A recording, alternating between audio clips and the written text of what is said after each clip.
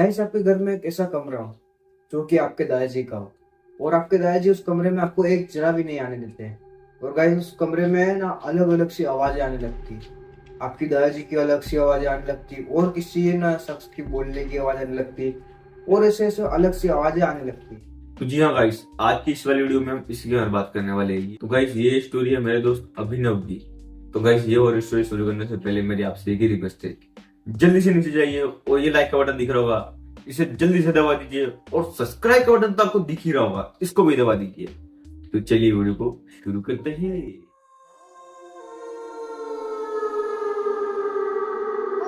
Guys, ये story है अभिनव की, जो कि अपने दादाजी, मम्मी पापा और दादी के साथ गांव में रहता था। और उसकी दादी की कुछ समय पहले ही डेथ हो गई थी। बेचारा गांव में ही रहते थे। तो फिर मतलब उसके जो दादाजी थे वो थोड़े अजीब से ही थे। मतलब वो अपने कमरे में किसी को आने नहीं देते थे, अपने पास ना किसी को आने देते थे, और अपने कमरे में तो बिल्कुल भी नहीं। अपने कमरे का झाड़ू साफ सफाई वो भी खुद ही करते थे, और वो अपने कमरे में किसी को भी आने नहीं देते। उसके दादाजी कभी कभार तो उसके घर में दिखते ही नहीं मिलते, और जब भी जाते घर से बाहर तो अपने जो कमरा था उसका ताला लगा के जाते, और जाते तो भी एक दो तीन दिनों बाद आते। और जब भी वो घर पे आते तो जो अभिनव था वो दिखता कि उसके दादाजी के हाथों पे, पैरों पे, मुंह पे अलग अलग से घाव के निशान होते। तो वो अभिनव उसको उनको पूछता कि आपको ये घाव कैसे लगे। तो वो के दादाजी कुछ बोलते ही नहीं, और चुपचाप अपने कमरे में जाके सो जाते। तो एक दिन अभिनव खेल रहा था, तो फिर उसकी जो वो अपने फुटबॉल के साथ खेल रहा था, तो वो उसकी फुटबॉल उसके दादाजी के कमरे के पास चली गई। तो फिर वो जिसे फुटबॉल लेने गया तो अभिनव को एक डरावनी आवाज आने लगी। तो उसने फिर देखा क्या है वो मेरे दादाजी के कमरे में। तो उसने फिर नीचे, जो नीचे के दरवाजे के नीचे वो जो इतने से होल होता है, उस होल से उसने देखा कि कोई परछाई दादाजी की तरफ बढ़ रही है। तो फिर ये देख के वो जो अभिनव था वो शौक रह गया। इतने में उसके गेट के नीचे से खून बहने लगा, और यह अभिनव देख के खड़ा हो गया, और वो खून उसके पैरों के नीचे से जाने लगा। और ये सब देख के अभिनव बेहोश हो गया, और उस समय वो अभिनव 8 साल का था।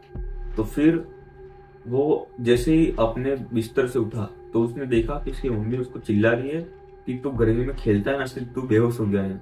उसकी मम्मी उसकी बात वो मान ही नहीं रही। तो फिर जो अभिनव था वो फिर वापस से खेलने लग गया। फिर कुछ समय बाद जो उसके दादाजी थे उनकी डेथ हो गई। और फिर थोड़े समय बाद और वो अभिनव और उसकी फैमिली वो शहर में आ गए और शहर में रहने लगे। तो फिर जो अभिनव था वो फिर कुछ सालों बाद कॉलेज में जाने लगा, और कॉलेज में एक दिन कॉलेज से जाके घर आया, और घर आके बैठा बैठा अपना मोबाइल चला रहा। तो उतने में जो उसके बाबा थे उन्होंने उसको कॉल किया कि अपने को कुछ काम है गांव में, तो अपने को 2-3 दिन के लिए गांव जाना है।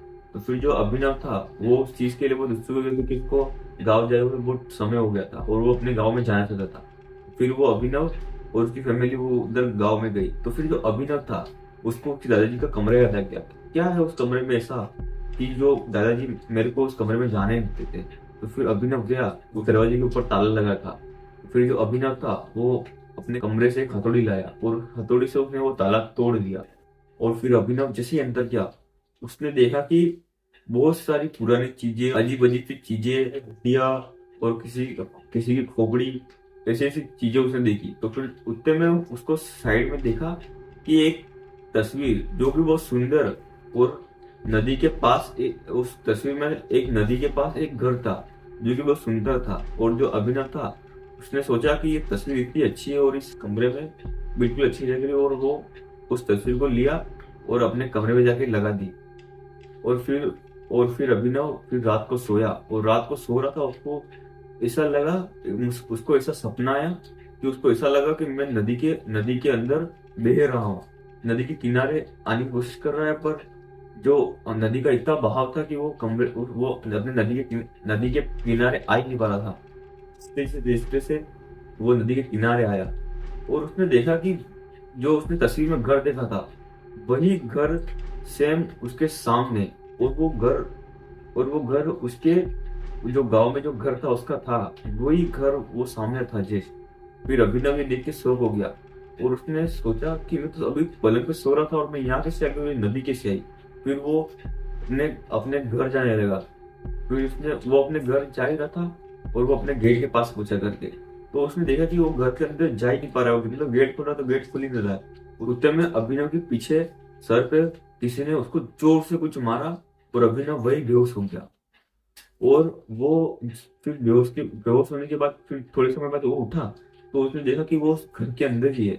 और वो घर ऐसा था कि मतलब घर के बीच में सीढ़ियां जो इस तरह से जा रही है, इस तरह से दोनों तरफ। और वो घर और उस घर में इतनी पुरानी पुरानी चीजें पड़ी है, बहुत सारी चीजें पड़ी है, जैसे कि कुछ हड्डियां, कुछ जीन होता है उसका, उनका चिराग। और उस पूरे घर में बहुत सारी मकड़ियों की जाली लगी थी, जैसे कि उस घर में बहुत सालों तक कोई आया ही ना हो। फिर अभिनव इसी सब चीजें देख के शॉक हो गया, और फिर वो जैसे ही आगे बढ़ा तो उसके जो सीढ़ियां थी जो उसके आगे लगी थी, उधर से खून बहने लगा और उसके पैरों के पास आ गया। और वो अभिनव था, वो डर गया और उसने देखा कि तो मैं देख के रहूंगा कि खून आ कर रहा है। और फिर वो सीढ़ियों के ऊपर चढ़ गया, और जैसे जैसे उसने जो खून बह रहा था वो उसका फॉलो किया, तो उसने देखा कि उसके दादाजी के कमरे के अंदर से वो खून आ रहा है। और फिर उसने याद किया कि यही सेम सीन मेरे साथ जब बचपन में भी हुआ था। तो फिर उसने नीचे झुक के देखा तो वही काली साया उसके दादाजी के पीछे आ रही है। उस समय अभिनव ने देखा कि अभी तो ताला लगा नहीं है, तो फिर अभिनव ने ना वो ताला खोल दिया, और उसने देखा कि जो तस्वीर थी उसके सामने उसके दादाजी बैठे, और मतलब अपनी पीठ दिखा के अपने दादाजी बैठे, और मतलब उनके शरीर पे पूरे घाव के निशान थे, खून थे। फिर दादाजी ने बोला कि मैंने तुमको मना किया था इधर आने के लिए, फिर तुम क्यों आए। तो फिर जो अभिनव था वो बहुत ज्यादा उसके दादाजी से डरने लगा, क्योंकि उसके दादाजी की मृत्यु हो गई थी। फिर जो अभिनव था उसने कुछ नहीं बोला।